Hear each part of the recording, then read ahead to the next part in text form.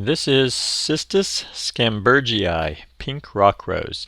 And as you can see here, it has beautiful pink flowers. These are about an inch in diameter with a yellow center. And they occur typically in our area. We're in Northern California. These usually occur in April, May, and into June. So it has a nice long bloom cycle. I would say 6 to 10 weeks or so, plus or minus. It really seems to depend on the weather pattern and how that develops. I like this shot you're seeing right here. This is in Monterey, California, right near the ocean, just a couple hundred yards from the beach actually. And why I like to show you this planting is this is how Cistus skanbergii naturally grows. For what I can tell, these have never been touched since they were planted. They're probably 4 feet at their highest point, and they're 6 to 8 feet wide. And that's pretty much, if you just let these go, what you would expect them to do. Also, you can see when it pans back out that it's kind of an irregular mound. It's not a real smooth, clean kind of a thing, and if you wanted to tidy it up, you certainly can. Although I find that a lot of these drier type of plants that like dry conditions don't love to be pruned, but Cistus is a bit of an exception to that. I've seen people go at these pretty hard and they handled it just fine. But what's unique about this as the Rockrose family goes is this very clear soft pink color. You know, a lot of the like Cistus purpureus and Cistus sunset have these intense kind of fuchsia colorings, and the soft pink is unique to my understanding anyway to Cistus skanbergii.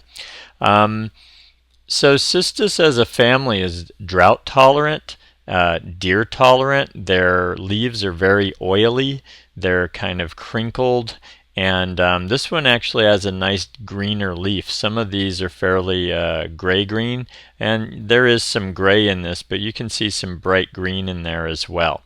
And the buds are very fuzzy or tomentose. As we get in there, you see that kind of gray hue. That's the fuzz on the buds.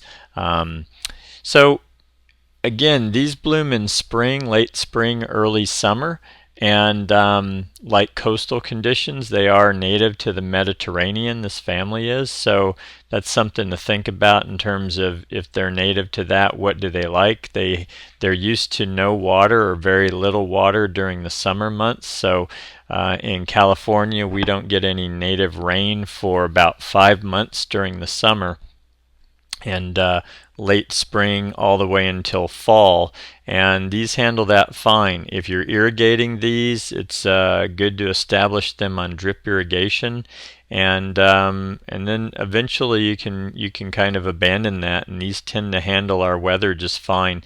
Now these are coastal, the ones you're looking at now, and it's a much cooler summer condition than if you were in an inland valley like I am. If you're going to go inland, I would say that these would benefit from some irregular water during the summer, maybe every couple of weeks or so, just to kind of bridge the gap and deal with the added heat that we have here. I think in terms of design, as I said, these spread out quite a bit. I would plant these probably 4 to 5 feet on center. I'm impatient, so I don't really want to wait 4 to 5 years for this to spread out 6 feet or more.